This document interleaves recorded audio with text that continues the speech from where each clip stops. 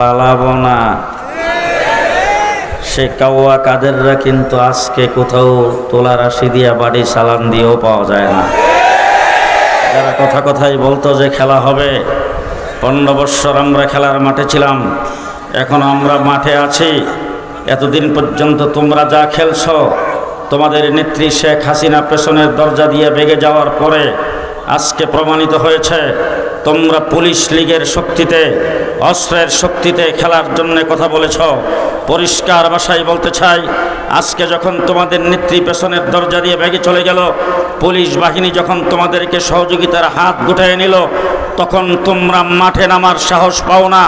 এত 15 বৎসর পর্যন্ত নির্যাতন করেছ পুলিশ আর প্রশাসনের অস্ত্রের বিনিময়ে। আজকে পরিষ্কার ভাষায় বলতে চাই, আসো দেখি মাঠে খেলার জন্য আমরা প্রস্তুত আছি, দেখি কত জানে কত চলে। গোটা বাংলাদেশ এমন একটি অবস্থায় ছিল যে অবস্থার মধ্যে আপনাদের সাজিয়ারা মাদ্রাসাও একই তালিকায় ছিলেন। এখানেও আমি আসব, বাধার সৃষ্টি হয়েছে। ঢাকা থেকে আমার বন্ধুবর হযরত মাওলানা মুশতাক আহমদ সাহেব এই মাদ্রাসার মুহতামিম, ওনাকে বলেছিলাম বাধা যখন হয়েছে আমি একটা পারা হইলেও দেব। আমি তখন ঊর্ধ্বতন একটা কর্তৃপক্ষের কাছে ফোন করে বলেছিলাম যে ওয়াজ মাহফিল আপনাদেরকে কি করেছে। উনি বললেন যে হুজুর কেন, কি ব্যাপার? আমি বললাম সাজিয়ারা মাদ্রাসা আমি 1992 থেকে কন্টিনিউ সেখানে যাচ্ছি, আর সেই মাদ্রাসার মাহফিলে আমি যতবার গেছি আমার বক্তৃতার পরে এলাকায় 2-4 জন লোক মারামারিতে মারা গেছে। তখন বলছে হুজুর এরকম কোনো রিপোর্ট তো আমাদের কাছে নাই, তো যদি না থাকে তাইলে আজকে আমি সেখানে যাইতে পারবো না। কেন? আমার যাওয়ার লাইন সেখানে আপনারা করবেন, আপনাদের লাইনকৃত অবস্থায় আমি যাইতে চাই। এরপরে আমি এখানে এসেছি। গোটা বাংলাদেশের কোনো মসজিদের ইমামের মেহরাব 15 বৎসর নিরাপদ ছিল না, কোনো মসজিদের খতিবের মিম্বর নিরাপদ ছিল না, কোনো ওয়াজ মাহফিল, ইসলামী সম্মেলন, ইসলাহি মজলিসের কোনো স্টেজ আলেম উলামায়ে কেরামের জন্য নিরাপদ ছিল না। গোটা বাংলাদেশের মসজিদ মাদ্রাসাগুলোকে কমিটির মাধ্যমে দখল করে মাদ্রাসা এবং মসজিদের ইমাম, মাদ্রাসার আসাতিজায়ে কেরামের উপরে যাচ্ছে তাই ব্যবহার করেছেন গত 15 বৎসরে। আমার বন্ধুগণ, গত 15 বৎসর আমরা কিন্তু মাঠের থেকে কোথাও যাই নাই, আমরা মাঠেই ছিলাম। তবে গত 15 বৎসরে ইসলামকে দেশ থেকে উৎখাত করার জন্যে, আমার কওমি মাদ্রাসাকে বন্ধ করে দেওয়ার জন্যে, আলেম উলামায়ে কেরামের তৎপরতাকে বন্ধ করে দেওয়ার জন্যে এমন কোনো পন্থা নাই যেটা অবলম্বন করা হয় নাই। কিন্তু একদিনের জন্য আমাদের গলার আওয়াজ বন্ধ করতে পারে নাই। আমরা 15 বৎসর মাঠে ছিলাম, এখনও মাঠে আছি। কিন্তু যারা বক্তৃতায় দাঁড়িয়ে বলছিল পালাবো না, সে কাওয়া কাদেররা কিন্তু আজকে কোথাও তোলা রাশি দিয়া বাড়ি সালাম দিয়েও পাওয়া যায় না। যারা কথায় বলতো যে খেলা হবে, 15 বৎসর আমরা খেলার মাঠে ছিলাম, এখন আমরা মাঠে আছি।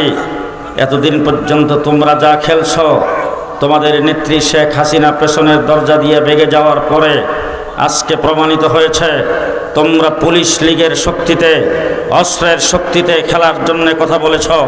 পরিষ্কার ভাষায় বলতে চাই, আজকে যখন তোমাদের নেত্রী পেছনের দরজা দিয়ে বেগে চলে গেল, পুলিশ বাহিনী যখন তোমাদেরকে সহযোগিতার হাত গুটায়ে নিল, তখন তোমরা মাঠে নামার সাহস পাও না। এত 15 বৎসর পর্যন্ত নির্যাতন করেছ পুলিশ আর প্রশাসনের অস্ত্রের বিনিময়ে।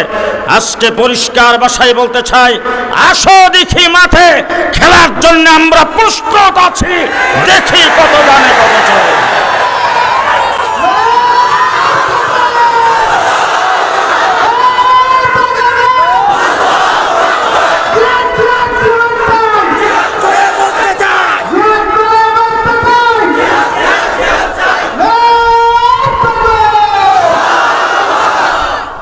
মুসলমান, একটি কথা ভালো করে মনে রাখতে হবে, যদি মুসলমান হয়ে থাকেন, মুসলমানের মা বাবার গর্ভে যদি জন্মগ্রহণ করে থাকেন, জন্মের পরে যদি ডান কানে আযান আর বাম কানে ইকামত হয়ে থাকে, নিজকে যদি মুসলমান বলে দাবি করেন, যদি বিশ্ব নবীর উম্মত বলে দাবি করেন, আর এই খাতায় নাম লেখে যদি মৃত্যুবরণ করতে চান, তাহলে আপনাকে মনে রাখতে হবে কোনো বিষয়ে আপোষ হতে পারে, কিন্তু ইসলাম আর ইমানের বিষয়ে কোনো আপোষ হতে পারে না।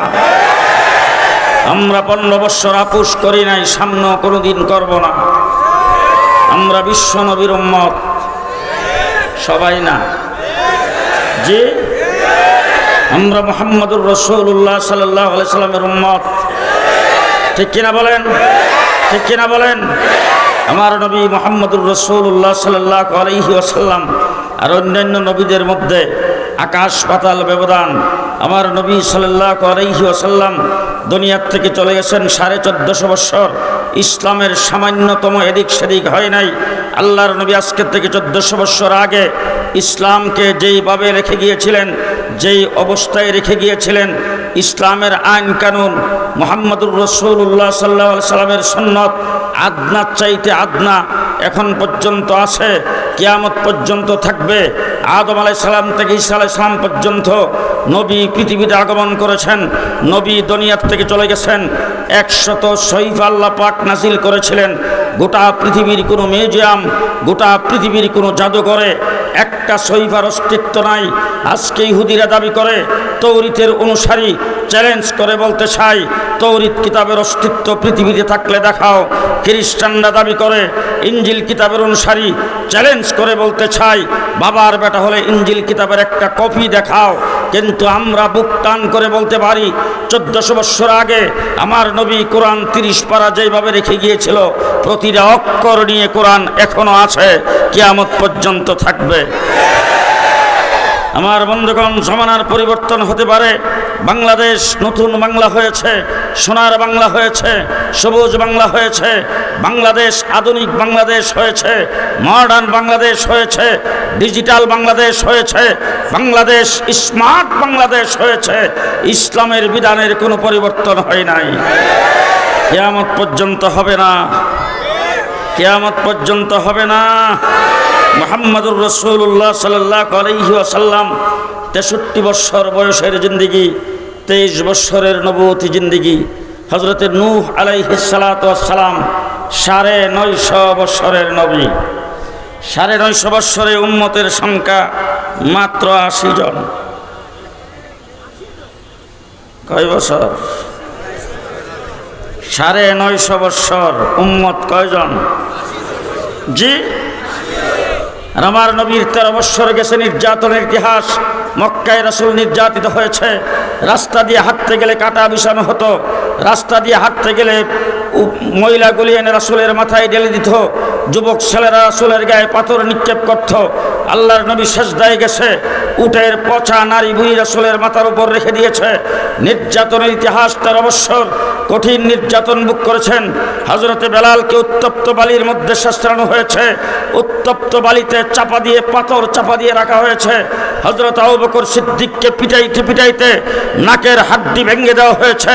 3 দিন পরে হুঁশ আসছে। এইভাবে সাহাবায়ে কেরামকে নির্যাতন করেছেন। নির্যাতনের শেষ পর্যায়ে আল্লাহর নবী হিজরত করে যখন মদিনায় গেছেন, সেখানে যাওয়ার পর 1 বছরের মাথায় বদরের যুদ্ধ আসলো। রাসূল সেখানে হাজির হয়েছে, উম্মতের সংখ্যা 313। 1 বছর পরে উহুদের যুদ্ধ, সেখানে উম্মতের সংখ্যা 750। 6ষ্ঠ হিজরিতে সুলে হুদাইবিয়া হয়েছে। রাসূল সেখানে উমরা করতে যাইতেছিলেন, হুদাইবিয়া নামক জায়গায় বাধা দেওয়া হয়েছে। এখান থেকে রাসূল চুক্তিবদ্ধ হয়ে ফেরত আসছেন, সেখানে উম্মতের সংখ্যা ছিল 1400। 8ম হিজরিতে রাসূল বিজয়ের বেশে মক্কায় প্রবেশ করেছেন, উম্মতের সংখ্যা 10,000। রাসূল 10ম হিজরিতে আরফার ময়দানে হাজির হয়েছে, উম্মতের সংখ্যা 1,24,000।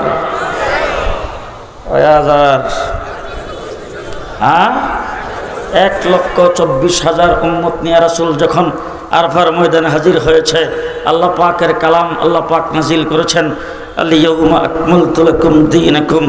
আজকের দিনে তোমাদের জন্য তোমাদের দিনকে আল কমপ্লিট করে দিলাম। মুহাম্মদুর রাসূলুল্লাহ সাল্লাল্লাহু আলাইহি সাল্লামের কাছে আল্লাহ পাক এই আয়াত নাজিল করে যেটা বুঝাইতে চাচ্ছেন, ও আমার হাবিব, আপনি হলেন রাহমাতুল লিল আলামিন আর আমি হলাম রব্বুল আলামিন। আমার প্রতিনিধি নবী পৃথিবীতে প্রেরণ করেছি 1,24,000। আপনি হলেন রাহমাতুল লিল আলামিন, আপনার প্রতিনিধি সাহাবী তার সংখ্যা 1,24,000। নবীর সংখ্যা 1,24,000, সাহাবী হলো নবীর প্রতিনিধি, তাদের সংখ্যা 1,24,000। সুতরাং আল ইয়াউমা আকমালতু লাকুম দীনাকুম, আজকের দিনে দিন ইসলামকে আমি রব্বুল আলামিন আল কমপ্লিট করে দিলাম। মুহাম্মদুর রাসূলুল্লাহ সাল্লাল্লাহু আলাইহি সাল্লামের মাধ্যমে দিন ইসলাম যখন কমপ্লিট হয়েছে, রাসূলুল্লাহ সাল্লাল্লাহু আলাইহি সাল্লাম সাহাবায়ে কেরামের সামনে বক্তৃতা দিয়ে বলেছেন, সাহাবীরা শুনে রাখো ভালো করে, তোমাদের কাছে যদি আমার এই দ্বীনের একটা মাসলাও যদি পৌঁছে থাকে, একটা আয়াতও যদি পৌঁছে থাকে, বল্লিগু আন্নি ওয়ালাউ আয়া, সেটা পরবর্তী মানুষের কাছে পৌঁছায় দেওয়ার দায়িত্ব তোমাদের। সাহাবায়ে কেরাম ওখান থেকে চতুর্মুখী রওনা হয়েছে, গোটা বিশ্বের দরবারে সাহাবী পৌঁছেছেন। আমার বাংলাদেশে সাহাবী আসছে, চীনে সাহাবীর মাজার আছে, সেখানে সাহাবী গিয়েছেন। মুহাম্মদুর রাসূলুল্লাহ সাল্লাল্লাহু আলাইহি সাল্লামের দিন কমপ্লিট দিন সাহাবায়ে কেরাম প্রচার করেছেন। প্রচার করার পরে সাহাবায়ে কেরাম প্রচার করেছেন মুখস্থ। সেই দিন আল্লাহর নবী আল্লাহর কাছ থেকে পাইছেন মুখস্থ, লা তুহাররিক বিহি লিসানাকা লিতা'জালা বি ইন্না আলাইনা জামাআহু ওয়া কুরআনা। আল্লাহ পাক মুখস্থ দিন দিয়েছেন, রাসূল মুখস্থ করে রেখেছেন, সাহাবায়ে কেরামকে মুখস্থ দিয়েছেন, সাহাবীরা মুখস্থ প্রচার করেছেন।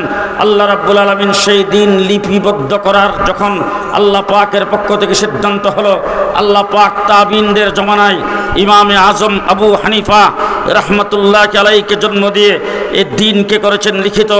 ইমামে আজম আবু হানিফা রাহমাতুল্লাহ আলাইহি কুফায় জন্মগ্রহণ করেছেন।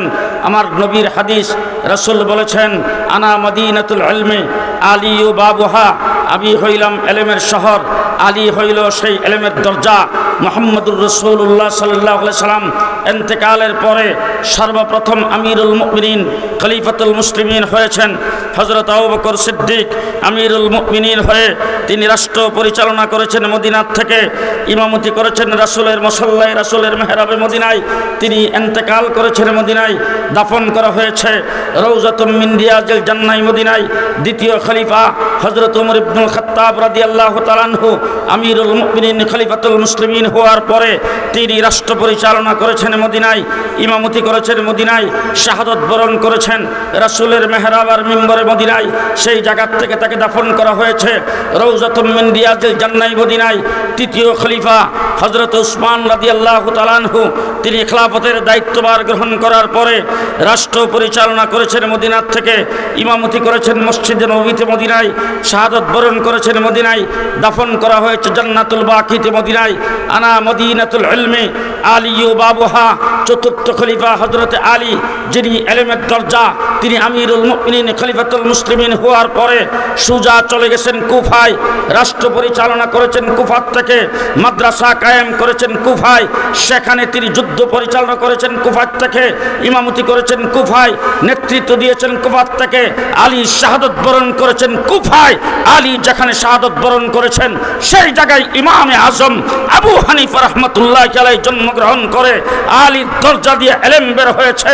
সেই এলেম ইমামে আজম আবু হানিফা গ্রহণ করে এই উম্মতের জন্য 13 লক্ষ মাসালা লিপিবদ্ধ করেছেন। আমার বন্ধুগণ, দিন ইমামে আজম আবু হানিফা রাহমাতুল্লাহ আলাইহির দ্বারা লিপিবদ্ধ হয়ে গেছে। সেই দিন যুগে যুগে আসছে, ইতিহাস সাক্ষ্য দিয়েছে। ইমামে আজম আবু হানিফা রাহমাতুল্লাহ আলাইহি তাকে বাদশার পক্ষ থেকে প্রস্তাব দিয়েছিলেন, আপনাকে প্রধান বিচারপতি বানানো হবে। তিনি বলছেন, বিচারপতি সরকারি কোনো চাকরি আমি করব না, সরকারের ভিতরে আমি ঢুকবো না, বিচারপতি হবে না। বিচারপতির চাকরি গ্রহণ করে নাই, এই জন্যে তাকে জেলখানায় যাইতে হয়েছে।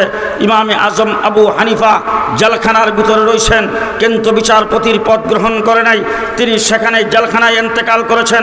ইমাম আহমদ ইবনে হাম্বলকে দৈনিক 80 করে দুর্রা মারা হতো। ইমাম মালিককে পিটাইতে পিটাইতে 2টা হাত ভেঙ্গে চূর্ণ বিচূর্ণ করে দেওয়া হয়েছে। ইমাম বুখারী তারিখে বুখারাত থেকে ঈদের দিন রমজানের শেষ তারিখে রাত্রের বেলা তাকে বের করে দেওয়া হয়েছে। ও আমার ভাইরা, আস্তে আস্তে এই দিনের হেফাজতের জন্য কমপ্লিট দিন, লিখিত দিন, প্রচারিত দিন বাড়ানো যাবে না, কমানো যাবে না। সেই দিন যেই হালাতে রাসূল রেখে গেছেন সেই হালাতেই রাখতে হবে।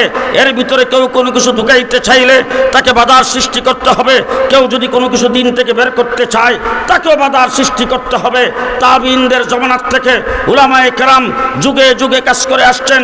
আসছে ভারতবর্ষে সর্বপ্রথম হাদিসের দল শুরু করেছেন শাহ ওলিউল্লাহ মুহাদ্দিস দেহলভী রহমতুল্লাহ আলাইহি। শাহ ওলিউল্লাহ মুহাদ্দিস দেহলভীর আঙ্গুল কাটা গেছে ইংরেজের বিরুদ্ধে কথা বলার কারণে, লেখার কারণে। তার সুযোগ্য সন্তান শাহ আব্দুল আজিজ মুহাদ্দিস দেহলভী রহমতুল্লাহ আলাইহি ইংরেজের বিরুদ্ধে যখন একটা টু শব্দ করার কোনো লোক ছিল না, কোনো নেতা ইংরেজের বিরুদ্ধে কথা বলার যখন সাহস পায় নাই, তখন একজন মৌলবী, একজন আলেম শাহ আব্দুল আজিজ মুহাদ্দিস দেহলভী দিল্লির জামি মসজিদের মিম্বর থেকে 1802 খ্রিস্টাব্দে হুঙ্কার দিয়েছেন, ভারত দারুল হরব হয়ে গেছে, শত্রু কবলিত দেশ, ইংরেজ দখল করে নিয়েছেন। এই দেশকে স্বাধীন করার জন্য মুসলমানদের মুক্তিযুদ্ধ করা ফরজ।